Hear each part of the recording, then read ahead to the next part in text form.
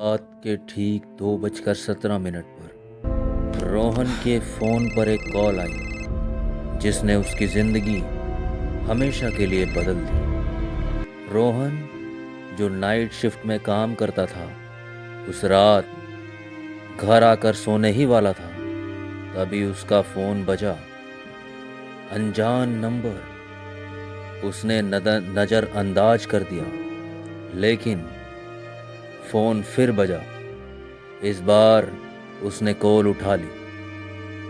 रोहन, कल घर मत जाना। आवाज़ कांप रही थी, जैसे कोई डर में हो। रोहन कुछ बोल पाता, उससे पहले ही कॉल कट गई। रोहन ने कॉल वापस करने की कोशिश की, लेकिन वो नंबर मौजूद ही नहीं था, जैसे कभी था ही नहीं। अगले दिन सब कुछ सामान्य था, लेकिन रोहन का मन नहीं मान रहा था। वो आवाज़ बार बार उसके दिमाग में गूंज रही थी। शाम को रोहन ने सीसीटीवी फुटेज करने का सोचा। फिर उसने जो देखा वो नामुमकिन था।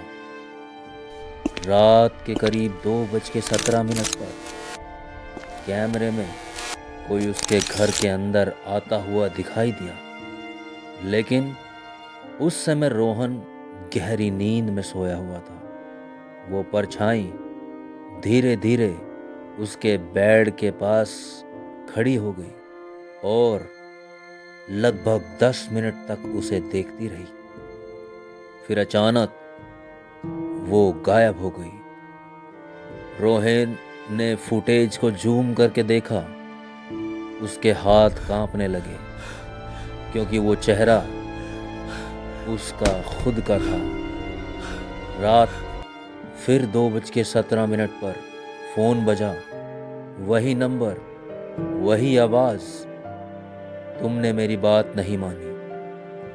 अगली सुबह रोहन अपने कमरे में बेहोश मिला। ना कोई ज़बरदस्ती, ना कोई संघर्ष, लेकिन इस बार पुलिस को एक अजीब चीज़ मिली। उसके फ़ोन में 2:17 की एक कॉल रिकॉर्ड थी, और वो कॉल किसी और की नहीं, रोहन के नंबर से ही आई थी। पुलिस ने उस कॉल को ट्रेस किया, लेकिन लोकेशन सीधे उसके कमरे में ही दिखाई दी, जहां रोहन पड़ा हुआ था।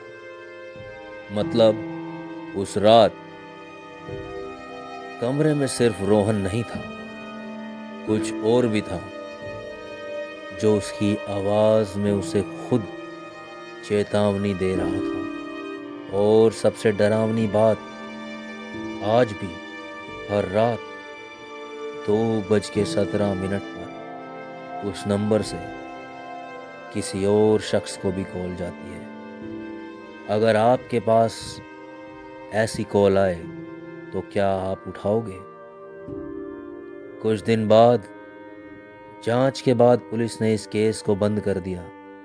कोई ठोस सबूत नहीं मिला, लेकिन महीनों बाद उसी शहर में एक और व्यक्ति ठीक रात 2:17 पर एक अजीब कॉल मिलने की शिकायत दर्ज करता है, और ये सिलसिला चलता रहता है। आप क्या कहेंगे इस कॉल के बारे में? कमेंट सेक्शन में ज़रूर बताएं।